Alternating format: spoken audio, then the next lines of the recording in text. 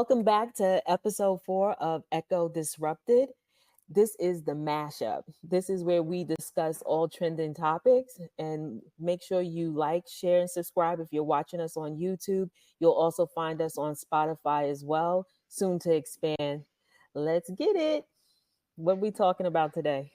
Today, we're going to address a few of the trending topics. Of course, we're going to start off with love to get your take on the Harris Trump debate, or the Harris beatdown of Trump, the Harris flogging of Trump. But for all intents and purposes, let's start off there and we'll just make our way down our list of items. Go for it.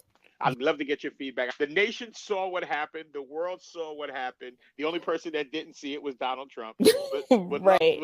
would love to get your take. I definitely, coming into the debate, I knew Kamala would come through, but I still wasn't sure about how Trump would be with her and how that would play out, because we know her background. She definitely can go toe to toe. So that probably, if anything, I was a little nervous about that. And that's just my own thing, right? It has nothing to do with Kamala herself. And she definitely showed improved. And I think probably one of the key things I was very interested in seeing and very happy to see is how quickly you can get this dude off mark. Agreed. And Agreed. he took sharp lefts and kept going and didn't even Agreed. care. So especially when, meaning that I didn't think he would go and take that bait and go there. That's one. Two, I think one of the things that was good was the real-time check. And it's checking. it's a fact. It's not, oh, Lindsay's an AKA and she's siding with her girl. Is no 3 against 1. No, you are speaking lies. And this is like a blatant, let me check this. But also Lindsay checked Kamala too. So it wasn't just a one-way street where everything was just all about Trump. And then I think the other piece for me was him talking about the Affordable Care Act, or Obamacare. Yeah. And his concepts of a plan. He said, so if you look at it, right, and please.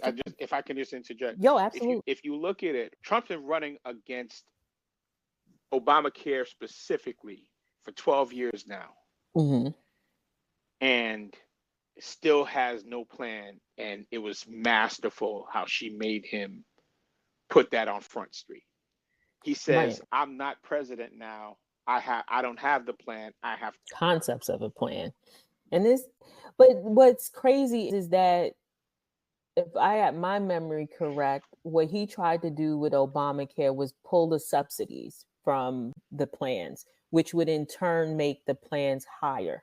In turn, what he ended up doing is that money that went to the silver plan or that higher plan, it basically help fund some of the lower tier plans, if that makes sense. So he tried to jack up Obamacare, but did help it in a way as well, not to his benefit, of him just wanting to dismantle it and pull the money out of it.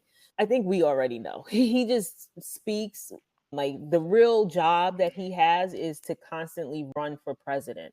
Yeah. And have rallies, get donations, and grift. And then but the sad part of it is that when he does go down these avenues of being with Laura Loomer and whoever else is in his ear that is giving him these, and JD Vance, since he's the one that is out here co-signing this Ohio dog cat, there's people on the other side of this, because a lot of the people that follow them, who he's speaking to when he's doing the debate, he's not speaking to us. He's sending out dog whistles to his crew, his followers. And what ends up happening is that people are on the other side of this, and they are in turn, I think a lot of what I saw reported was that a lot of like the Haitian families kept their kids out of school. And it is sad that something can start from a story that was not a Haitian woman, but also it depends on where you find the origin, right? If it was at that city council meeting. They weren't even in Springfield.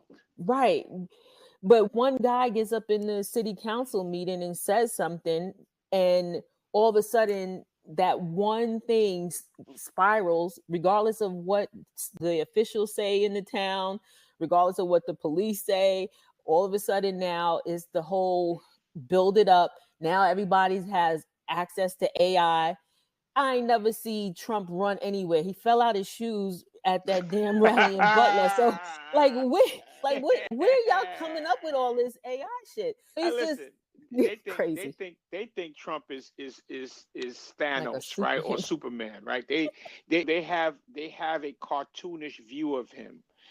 There was a story where there was a manufacturer out there saying he hired about 30 of them. We heard that housing was cheap and jobs were plentiful.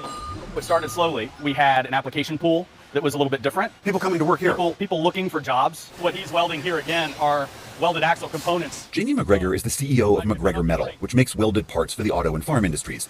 Right now, about 10% of his workforce is Haitian, over 30 employees. I wish I had 30 more. Our Haitian associates come to work every day. They don't have a drug problem. They'll stay at their machine. They'll achieve their numbers. They're here to work.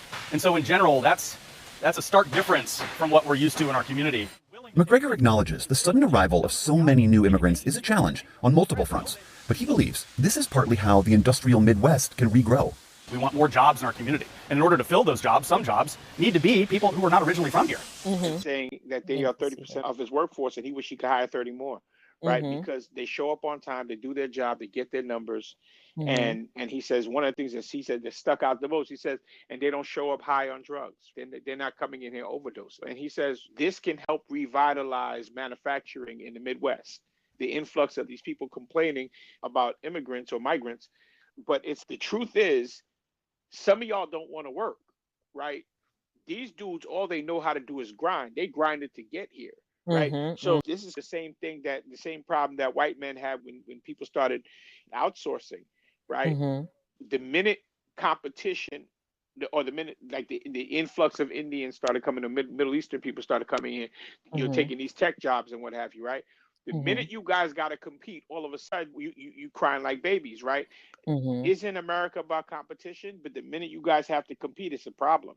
Circling back to one point I wanted to make about Kamala's strategy, I heard a lot of people ask it, saying, "Oh, well, Kamala didn't answer the question." No, Kamala did answer the questions. It was a strategy, right? Because what happens is a lot of people forgot who Trump was, right? Mm-hmm. People forgot the complete screwball that Trump was while he was in office. Mm-hmm. What she was doing was she was using her time wisely.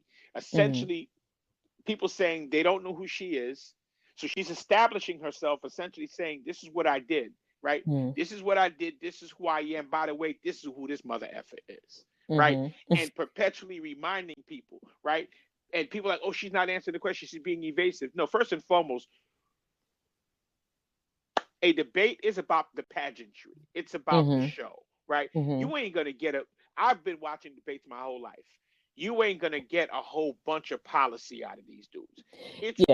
It's performative, right? The mm-hmm. people who've never watched one of these before and don't understand what the purpose of the debate is, right? Mm-hmm. She was framing him. She spent the entire debate framing him, mm-hmm. reminding people who he was. Mm-hmm. And as a result, and the other thing people complain about, oh, how come the fact checkers weren't fact checking her? She wasn't lying through her ass like he was, right? Because they counted it. He had 33 lies in this one. He had 30 plus in the last one. So at this point, if you're lying 30 plus times every 100 minutes you speak, you are a liar, mm-hmm. right? The Donald Trump that you saw in the debate was not the Donald Trump any of us have ever seen. Mm-hmm. She smacked him around and looked at him and mm-hmm. punked him. This is the first time Donald Trump has ever been dealt with that way. Right. She landed the most blows on him than any of his opponents ever. She took him on and punked him. In my opinion, I heard Bill Maher say it last night. He says, I typically don't go to this level. He says, but I think it's over for him. He says, after that debate, he said, there's no coming back from that. He says, mm-hmm. typically when he does stuff, I'm like, yeah, he's going to get away with it. He says, I don't think he can get away with it. Then he won't debate her again and makes it worse. Yeah, because he already said he doesn't want to. I think that was part of it, too, is that not everybody knew about the dog and cat story. A lot of us that to exit all of those other areas of we're actively engaged in seeing what's happening. So a lot of folks didn't know what he was talking about. So imagine he just starts out there ranting and raving about this, and people are like, what the hell is dogs? The dogs. And such conviction. With the extra New York on it too. And she's laughing at him. Like, what are you even talking about? They asked a gentleman out in Pennsylvania. They asked, it was like a group of people. And there's one lady says, oh, she was in office for 3.5 years. Why didn't she do anything? Yeah, that's obviously, lady, you ain't making past the 6th grade, right?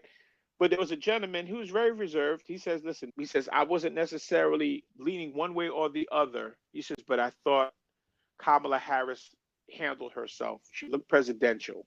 He says, but then you had another person on a national stage in a presidential debate saying that people are eating dogs. I don't know if I can get past that. At some point or another, people sober up, right? Trump's in a bad spot because if he debated her again, I don't even care if it's on Fox, it's going to be the same thing, right? Because he doesn't have the chops to deal with somebody like her. He's a finesse artist, a charlatan, a big talker. Her level of command, her level of preparedness, he's not ready for her. So it puts him in a bad spot. The other side of that is that's the last image everybody has of him in a debate on the debate stage, getting washed by her, right? So unless something catastrophic happens, in my opinion, I think there has to be a VP debate too. And I think he will run circles around. He's gonna run that young man. I ain't even worried about that.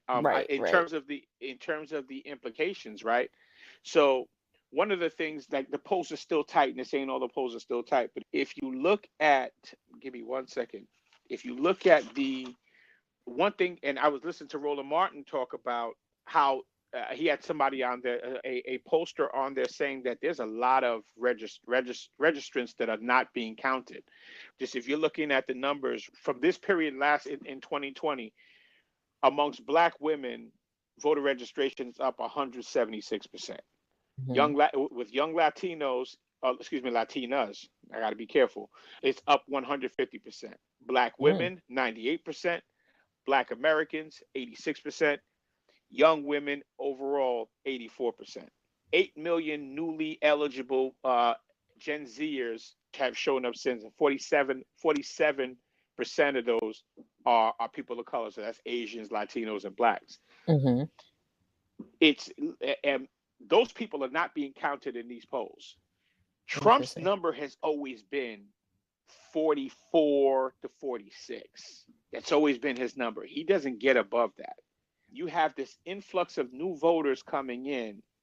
I'm not saying it's going to be a blowout, because I'm not even claiming a victory.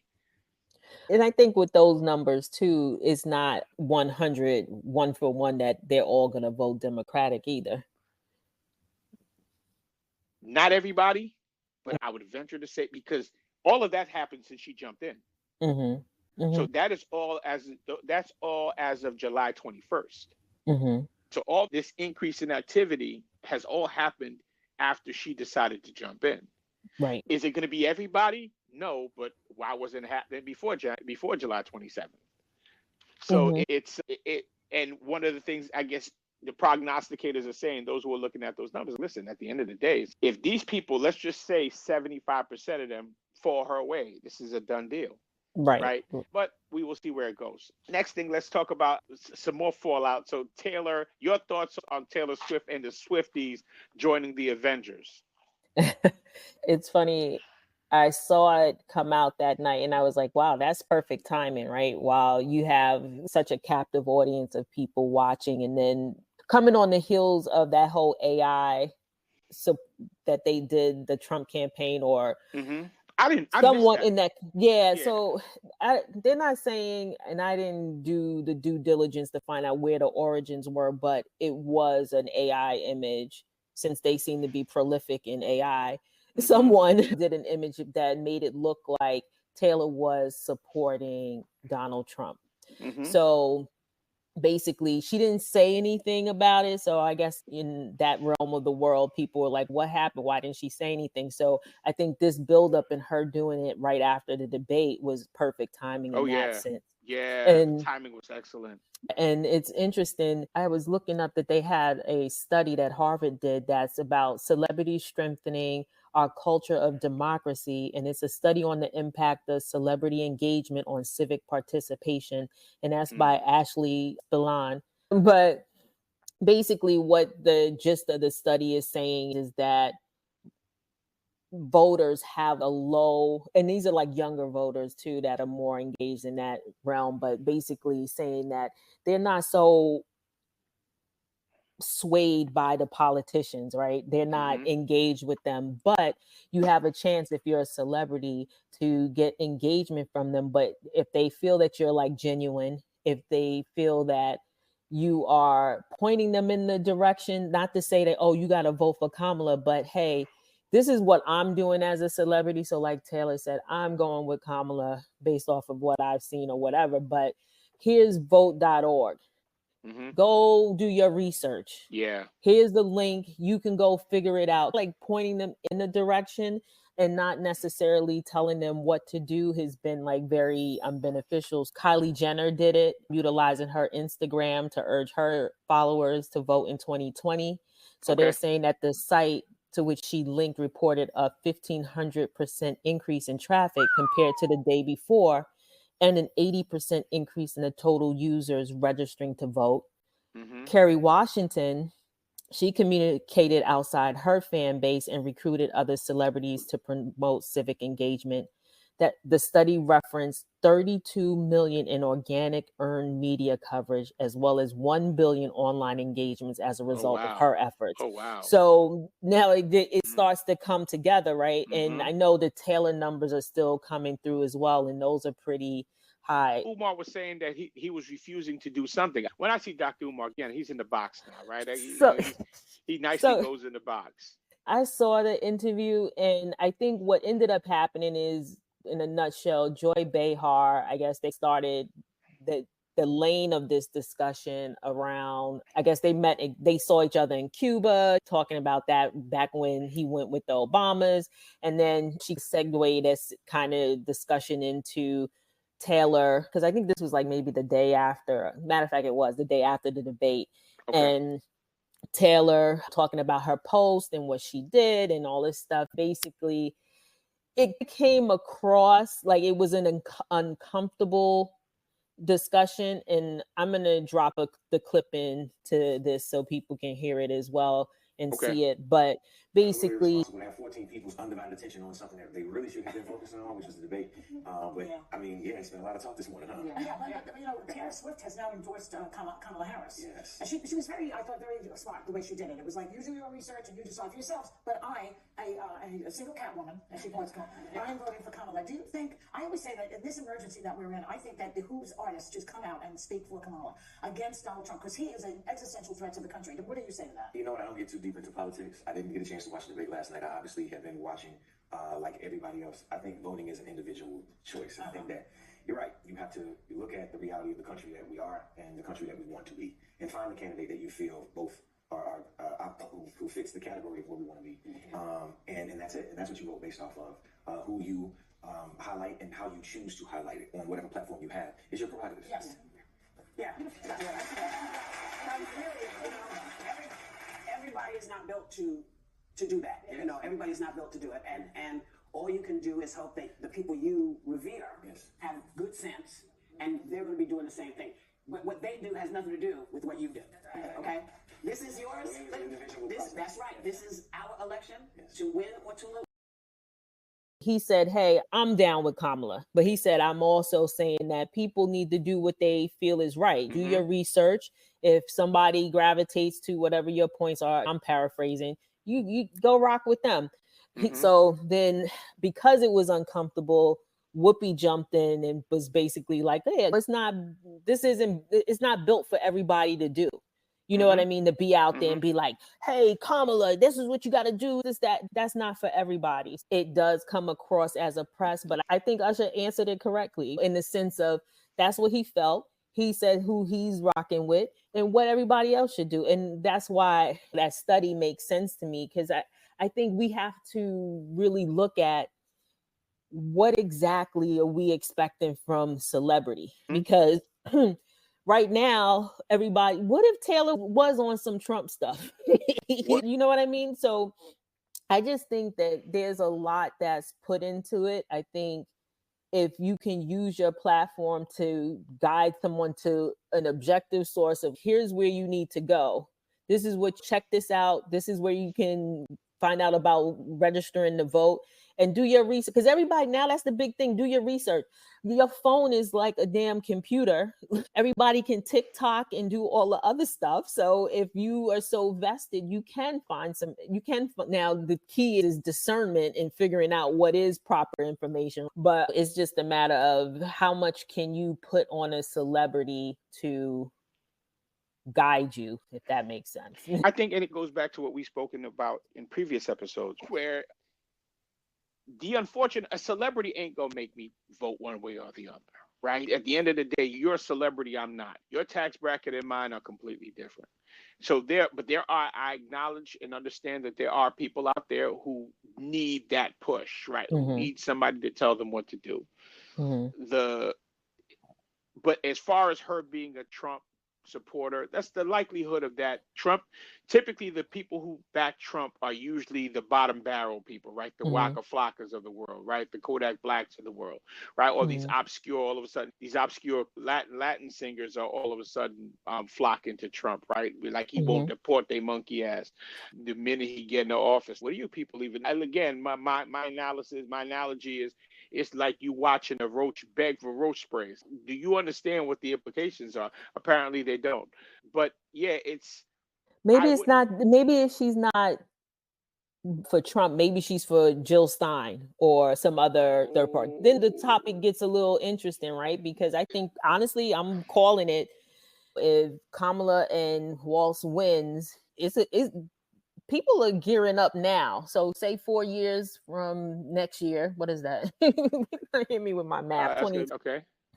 What if there's a Jill Stein-esque type of candidate that speaks to Taylor and she automatically says that she's rocking with her now and not whoever the Democratic ticket is, if whoever's running? Beautiful. I'm just saying. Beautiful segue, because I don't think it's going to be Jill Stein, not after the way Angela Rye tuned her up the other day. It could be anybody but Jill Stein, but yeah. Go ahead, go into it. So I gladly yield my time to you. But you're a fan of the Green Party and the third party system, my goal with even entertaining and keeping an eye on like the whole third party lines is that I do think we need more options, right? But and this is a huge but, is just I get concerned that there's still factions within even that whole third party space. So some things that were brought out, like the Working Family Party, is like in the DNC. I don't want to call it like the off brand. It's like in that same realm. And then you also have another libertarian, I think it's like Liberal Socialist Party, or the Libertarian Party, and there's someone running there. So there are other options, right? But I think if they're really looking to make the Green Party something that is substantial, they really have to like regroup. And I guess when Angela did call out all the times that Jill ran and lost, it does put I guess it becomes like that discussion of if it's something that's incremental or radical. How many times or how much do you need to do the incremental pieces to take the loss, but you get one step forward, right? Yeah. Or a half step forward. Yep. Because right now, I think to expect radical change, not going to happen. It's not going to happen. No. No. So I think the strategy and what they have to work on and do within these parties, and even coming together somehow, figuring it out, because a lot of the platforms are similar in terms of the things that they're saying that they want to do. And I was looking at, I think it's Claudia and Karina and Jill Stein and Bruce where, and they're not too far off in terms of what they're saying, right? So to me, if the goal is to get a third party together, and I didn't dig into why one doesn't do what, we can also get into like why Cornel West was originally the party nominee. There's some back talk about why he went and left the campaign and who was going to be put up. And I think a lot of that stuff has to be worked out from now. Even though she's running, if you want to be viable, then you have 4 years to like work on grassroots. That's the what point. You want to do. Pardon to jump in. I'll close out that one. Mm-hmm. As far the third party idea makes sense to me. Mm-hmm. My problem is I don't see these dudes until this election time. I don't know what building you're doing. I don't know what coalitions you're creating. I don't know what your stances are. Are you positioning yourselves to be a serious threat, or is this a grift?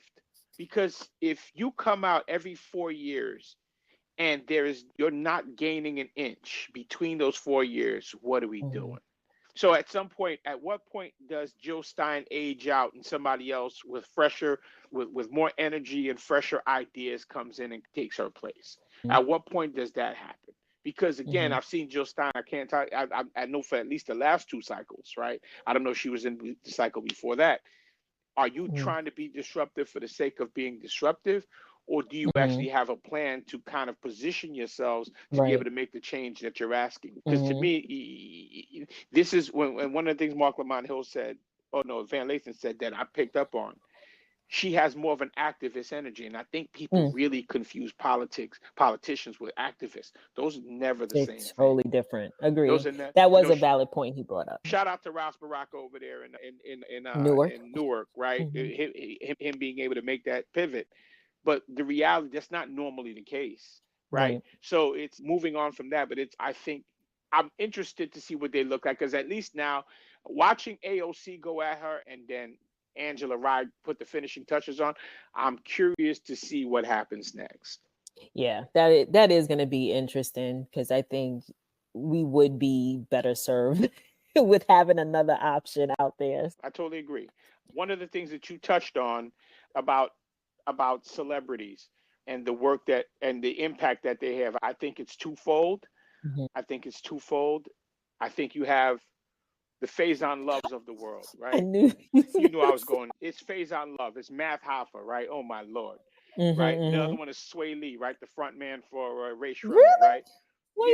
He was telling people not to vote for Kamala. The challenge is you have, and listen, without sugarcoating it, you have these dudes are idiots. Not a one of them is educated. Not a one of them understands anything that they're talking about. I specifically went to YouTube to watch Hoffa talk after the election, and that dumb nigga don't know what the hell he talking about, right? I wish I was in a position to say, you a dumb nigga and need to shut the F up, because bro, you don't know I can see that this is the first time you're watching one of these, right? Bro, this is when you sit down, you take your pen and your pad out, take some notes, call some people. What did you see? Everybody's so bold. Faison Love starts asking, how come the president ain't getting rid of child support? Bro, what that got to do with the president? Yeah, I was stuck that he even had a child and it was child support. I was like, oh shoot. Next thing he gonna do is say, yo, my Uber Eats is late. Yo, Kamala, what you gonna do about that? It's annoying when you watch these people, because these are people with platforms who are reaching out to so many and they're having an impact. The challenge is so many of us and so many of them don't understand civics 101.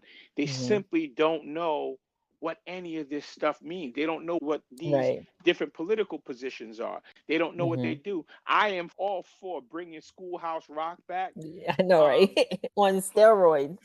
and play it on radio stations. Exactly. These people, I am a bill. Yeah, for real. Like my favorite is Junction. What's your function? Like, but really, like, you got these non-readers, these anti-intellectuals, right? These dudes that ain't never read a book in their freaking life, telling people what's going on. The only books y'all ever read is the one that they hand out when y'all were locked up. The Donald Goines and all of them, right? So you took it back. So So, yo, bro, you don't know. Like, here's the thing. It's okay if you don't know this stuff. You don't know how this basic stuff works. Either way, I'm off my soapbox. Yeah, I think just to cap that up is the same way that how that whole dog cat story like spiraled, the same way it takes fire when these people say things and the next thing it's going viral.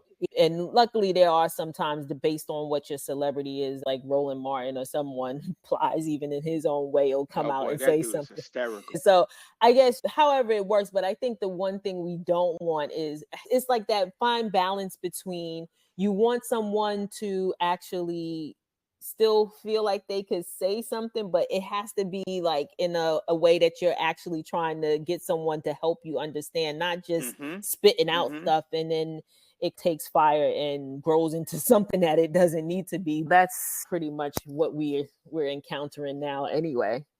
And I think I was like thinking of the other thing that happened too, just with like misinformation and how things spiral, like with the Super Bowl and that whole dust up too. That Jay-Z is taking like a whole hit for this, and there's a whole process with it. And I get that there may be no valid points. Don't be nice. Don't be nice. Stop being gentle. This is dumb nigga nonsense. But continue. You mean you don't believe Nicki Minaj? Listen, I typically ride with that young lady. I thought she was smart. I think the unfortunate part about us, despite our access to capital, despite all of our exposure, some of these people done traveled all around the world and seen all these different things. And at the end of the day, they still nigglets at the end of the day, right? They think like nigglets, right? Because they don't understand that this is a business. Jay-Z is in a partnership with the NFL. He doesn't get to tell the NFL to do something that if they're not inclined to do it. Wayne got a lot of problems. He can't. He on that get high all the time. He made the shows. Listen, and I didn't know that the NFL was responsible. The NFL and your local Budweiser tour, your Budweiser Superfest was the same thing, where you go to each city and whoever's from that city headlines it. This is not that type of party. This is the NFL who are throwing a halftime show. We don't run everything. Nobody owes you a goddamn thing, nigga. Nobody owes you anything, bro. Come enjoy the show and keep it pushing. Yeah, and speaking of Nola, big rest in peace. Yeah. The Frankie Beverly of my heart. Yeah. That's crazy. I mean, yeah. So at least during the Essence Fest, they did have a whole tribute to him. And I heard. Yeah, and it was really good. Probably too early to start talking about what the band looks like now because they do have a new lead singer. Yeah. I have another group that I like, Dirty Rice, that man sounds Dirty Rice. Yeah, it's DURTI Rice. They're out of California. So yeah. Okay. And then also Fat Man Scoop.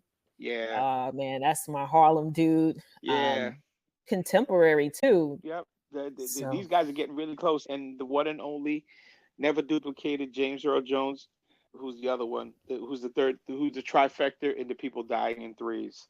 These are our heroes are passing, but listen, we are in our 50s, right? So we this is I wouldn't call them heroes or people that we grew up watching and listening to and entertained by. They're starting to check out, and yeah, it sucks, but this is expected, right? These people, they made up the fabric of our upbringing. They were full adults when we were watching them on TV. Literally, so every stage of our life, right? Yeah, exactly. It sucks, but either way, it was good talking. Absolutely. Through the topics this week. Excellent. I had a great time talking, of course, and look forward to the next one. Absolutely.